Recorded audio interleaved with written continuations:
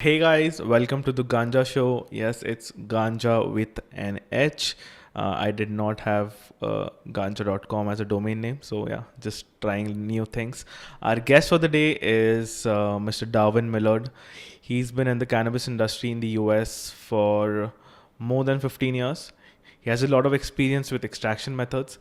He's also been to India, and very few guys who have been to India and know about the plant and the history of the plant in India itself. Thank you so much, Darwin, for coming on the show. Namaste. Namaste. Yeah, so let's talk about your journey in India. How was your experience in India? And I would also like to talk about something that I don't think I've ever asked somebody. What is the image of India in with respect to cannabis in the West? Never really talked about anything like that to anyone, so that'd be interesting to know. Yeah. Yeah, for sure. Well, Vipin, thank you so much for having me a part of your podcast. I very much appreciate it.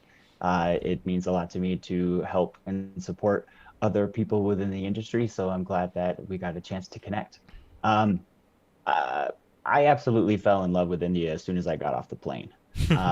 It's one of those things where I tell my friends and really everybody I know who hasn't been, especially from the United States, it's that you're basically you immediately are super overwhelmed and completely taken over by the sights and the sounds and the smells. Yeah. Um, and for people who aren't quite expecting it, it can be quite jarring. And so it's almost like you're gonna fall in love with it and go with the ride, or you're gonna want to just stay on the plane and fly back.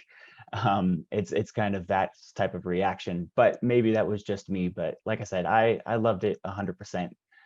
So my journey, really started with the cannabis plant from the very beginning. I've always been an advocate, a consumer, and really an enthusiast.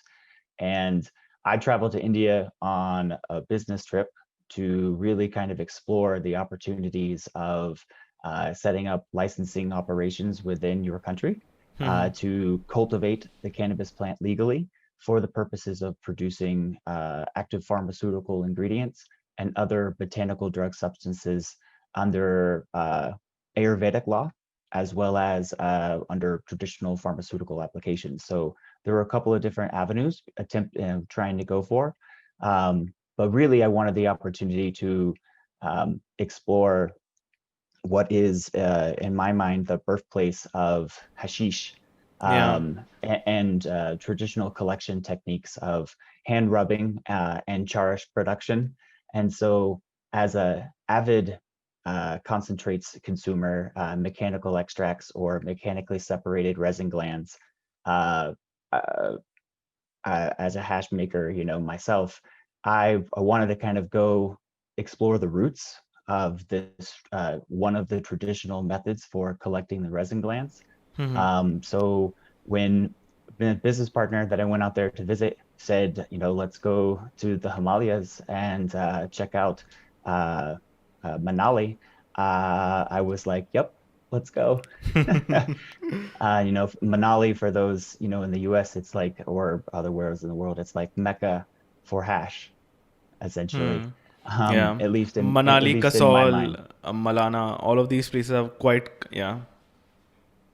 And got to explore and on this journey, I took a 52-hour road trip from Delhi to Manali to Shimla and back, and it was a quite it was quite a journey, and got Yeah. to try different types of krim from Manali krim as well as Pravati krim and a few of these others, which was super exciting, and got to meet a lot of different people and discuss traditional manufacturing techniques as well as how we're doing it now on the commercial scale, and just kind of really enjoyed the opportunity of sampling traditional material and some of the stuff I brought with me with the people on the journey. So it was for me, not being spiritual, kind of being in it. I'm a namesake Darwin, right? So I believe in evolution and stuff like that. Yeah.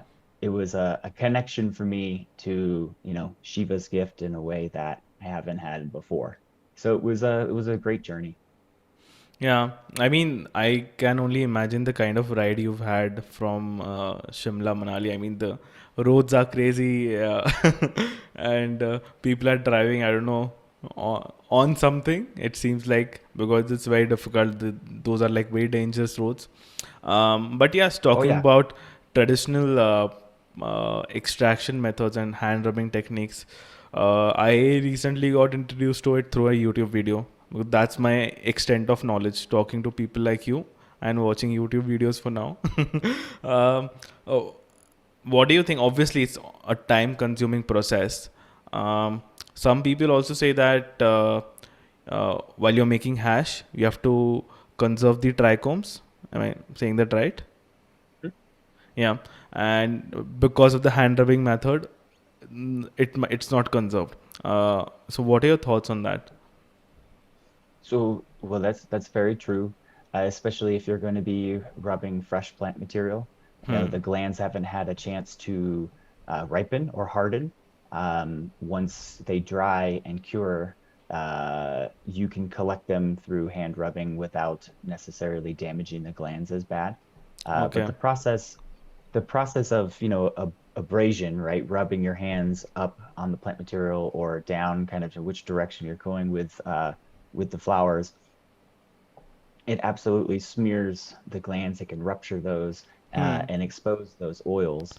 And when you're making charas in that conglomerate mass that you produce, it's a mixture of plant material, the aerial parts of the plant, as well as the trichome heads and the glandular stalks and other parts, as well as exposed oil. Okay. Uh, And the oils from your hands. Oils from your hands. Yeah, that is what a lot of people from the. I can't say lot. I've talked to only few, and few of the people from the West kind of don't like it mainly because I mean your hand, whatever like external like microorganisms could be on your hand, and they're sort of affecting the taste, they're sort of affecting the nature of the hash. Yeah, quite interesting to know things like that, but I assume whatever hash that you get in India, that is hand rubbed. So because I don't think anybody has an extraction facility who's illegally trying to sell hash. But yeah, that's what all of India consumes, and I think all of India consumes a lot of it. So quite different to experience a different version of the same thing, but an actually totally different version of the same thing. Do you think that's a correct way to look at it? Is it totally different in terms of taste, textures? Also, do you think the terpenes are preserved with the hand rubbing method? Because I have never, um, maybe it's because I am a noob, I'm an amateur. I've never experienced terpenes here in India yet. I might be, yeah, far behind it, but I have not. Yeah. It's- So each type of extract certainly has the, different properties to them, both chemical and physical, which makes them so exciting and attracts different types of consumers to look for just extracts, whether it's charas, whether it's hash or rosin, or if it's just the loose glands, or it's the new live rosin material. That's essentially the oils expressed from the resin glands, and other solvent-based extracts, right? Shatter, wax, diamond, sauce, all of these fancy designer products. They each kind of give you different experiences for the user, but all of them are adulterated in some way in comparison to just collecting the loose resin glands and consuming them kind of in their natural form. Charish, when you are doing it, the hand rubbing process, right, that ruptures those glands, and the new rosin processes and these rosin presses, those rupture the glands as well. And in a lot of ways, when you create temple hash and traditional methods of producing hashish, when you're rolling them into balls, that that caramelization process that you do also changes the profile. it's less invasive as actually rupturing the resin gland and exposing the oils, but it still causes a chemical change, just like when you turn sugar into caramel. It's the same thing where that sugar now it tastes slightly different, right? It has a different chemical structure and all of that, but not necessarily, some people really, really like caramel, Caramel, yeah. in comparison to just granulated sugar, right? So that's kind of the differences there. But the way I like to explain it, which is a really easy analogy, is like a spaceship. The trichome head is a spaceship, and it keeps Okay. the astronauts, uh, your terpenes and your cannabinoids, right, safe from the environment, right? If there Hmm. was a be a hole in the spaceship, all of your astronauts, right, would get sucked out into space, and that would be bad.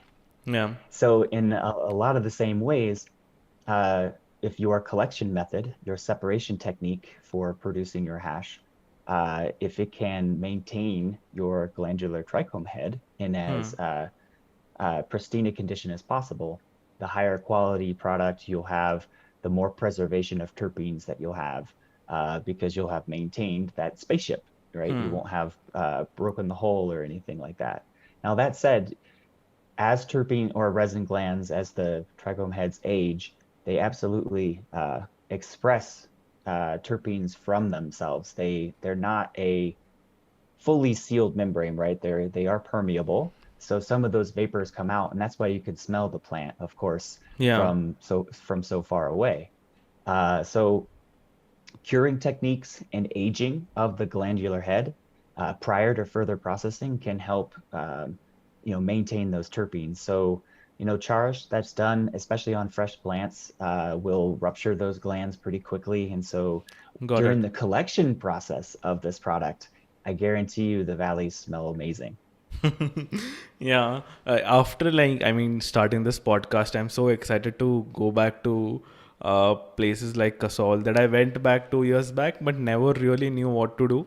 Now I'm so excited to go back and experience certain things, like probably making hash with my own hands. Uh, and that would be an exciting thing. Also, honestly, like this is the first podcast that I've done where I'm actually asking questions that about the plant. Uh, Sometimes I don't know, for some reason I've always talked about the industry, not about the plant itself. And as a business students, I think it makes sense talking about the industry, but honestly, like I have to start my journey in learning more about the plant, and so many methods that are keep coming up all the time. uh, so thank you so much for all of these inputs. Yeah, obviously we're Of going to course. talk more about it, but yeah, I just wanted to thank you for all of this knowledge transfer, I mean, yeah. Sure. Well, I mean, the more you know about the plant, the more you can take advantage of the business opportunities that each one of the parts of the plant can lead you to. Yeah, sure. Uh, exactly. I mean, I think business opportunity is limited to only a certain amount of things that are there. It may be legalization, may it be whatever, like keep focusing on one type of product, made CBD, fresh flower, all of these things, those are very limited. But the plant is quite extensive, quite expensive, lot of things to learn. Um, like you said in the beginning, that you came to India to explore the Ayurvedic and other medicinal aspects of the plant here in India in terms of business. Uh, uh, where do you think, compared to Western medicine, Ayurveda could probably take place in Western countries? For example, what I mean by that is, uh, whatever you guys are making in US and Canada in terms of medical cannabis, at some point or the other, it'll come cross boundaries and come to India. It is already coming in some or the other way, but I'm talking about production in large amounts, pharmaceutical grade products. Do you think Ayurveda products reaching a state where they're stable enough, they're consistent enough that they go to Western countries? And especially, do you think there's anything better in Ayurveda products compared to Western medicine? Those are all great questions. Yeah. So I think, and I'm not the best to talk about necessarily the medicinal benefits versus Mm-hmm. homeopathic therapies and treatments versus true, medicinal or medical treatments. Yeah. But they're absolutely viable schools of thought, right? Ayurvedic medicine, Chinese medicine, herbal medicine, traditional medicine, however you kind of want to call it, right? Absolutely has its place in the modern world. And I would say more so now, especially given the resurgence and revival of regenerative agriculture, Hmm. and kind of building a synergistic cycle or a more sustainable system in place. People who consume cannabis already are kind of in that loop. So traditional medicines, naturopathic therapies, and things like that I think they go very much hand in hand. So there will absolutely be a place for Ayurvedic medicines going forward, and and a viable market for pharmaceuticals as well. Hmm. Those marketplaces will exist. You're always going to want to have, people who want to follow uh, I guess the pharmaceutical model, right? The Western medicine model, and those who will want to follow the traditional medicine model. And having good standards in place for both of those types of products is where you can ensure consumer safety without having to worry about whether it's a traditional Hmm. formulation or, a new pharmaceutical formulation. 100%. I mean, I see that a lot in the cannabis industry, uh, that there is not a lot of standardization and not a lot of, I think, consumer education as well, because it just legalized so quickly that people are just okay, first of all, just okay with getting something legally that they used to get illegally. So they have not reached the stage where they're demanding a lot of things from these cannabis companies. Also, like, one thing I forgot in the introduction, I keep forgetting a lot of things in introduction, probably have to start writing them, that you probably, like, the spock of cannabis, something like that. uh, Yeah. Yep. yeah. Live long and process. Yeah, I've seen a lot of Big Bang Theory and Young Sheldon, and when I read the Spock of cannabis, I thought it was like this Spock, that is SPOC, like single point of contact of cannabis. Thought it was interesting, but I suddenly realized you meant Spock. So not a huge. I think it's Star Trek or Star You, Wars. Okay. it's Star Yeah, Trek. Yep. Star Trek. Yeah, not a lot of. I haven't watched both of the series, so but yeah, why the Spock of cannabis? Oh, it's a great question. I'm very heavily involved in standards development. So I am a member of ASTM International, which is one of the world's oldest international standards development organizations. Hmm. And I serve as the vice chair for their D3704, which is a subcommittee specifically on cannabis processing and handling, as well as the co-chair for the D3707 on industrial hemp, which is another subcommittee specifically dedicated to industrial hemp standards, Yeah. and an active member of the D37, which is a standards group specifically dedicated to creating standards for the cannabis industry. And because I'm always so logical in my responses or reasonings for why, something should be or should not be, Hmm. my colleagues on the committee dubbed me the Spock of cannabis. Oh. Yeah, that's nice. And now you started your own brand with that. You got it. Yep, Yeah. got to roll with things when they're hot. Yeah, exactly. I mean, yeah, makes sense. I mean, I am not one of those people who will always take decisions which are like with evidence and a lot of things. I put a lot of emotion into my decisions, which is good, which is bad. Uh, there's a whole series, Young Sheldon and Big Bang Theory, talking about, uh, I mean, different ways of thinking. Yeah. Uh, Well, yeah, yeah, I provide services, consulting services to the industry. I try to help people navigate through this crazy marketplace. yeah. So I serve as a lightning rod, or for them to be able to kind of, shoot their questions to me, and Hmm. I don't tell them what they want to hear. I tell them what they need to hear, right, to make an informed decision on where to go. What do you Yeah. do? Exactly, and I think especially in a cannabis industry right now, you need a lot of good business practices and actually going back to understanding how you run a traditional business, because I see a lot of companies missing traditional business practices like there might not be good HR policies there. There might not be a lot of financial good financial policies because I'm not sure of if these people actually wanted to start a business. They just probably started because it was the cannabis industry. You hit the nail right on the head there for sure. A lot of people jumping in because it's fun and exciting, Yeah. and then quickly realizing that there's work that actually has to be done. Yeah, yeah, that actually happens in any industry, but I think I've seen a lot in the cannabis industry. One other good industry to look at it would be the esports industry in India specifically, because of the games like PUBG Mobile and Call of Duty Mobile. Uh, all of these young kids like 16, 17, 18 year olds are getting cash prizes, like are competing for like a cash prize of like $2 million in the Southeast Asia region, and that's like the crazy amount of money you can give to such young kids, right? But Yeah.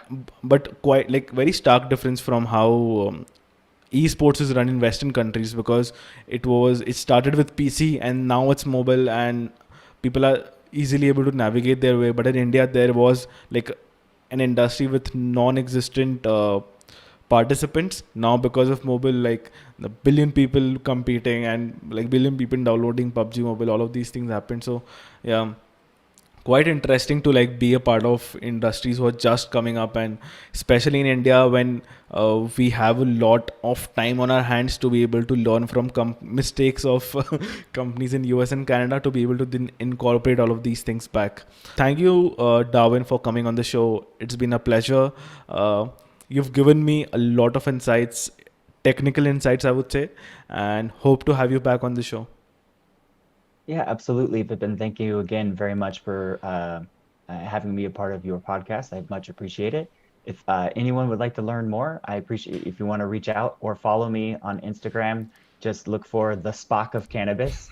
Um, I'm also on LinkedIn under my name, Darwin Millard, and you can always shoot me an email at info@thespockofcannabis.com. Sure, sure. I'll share all the links in all of my descriptions. I always do that, so it's easy for you guys to reach out to the guest. Thank you so much.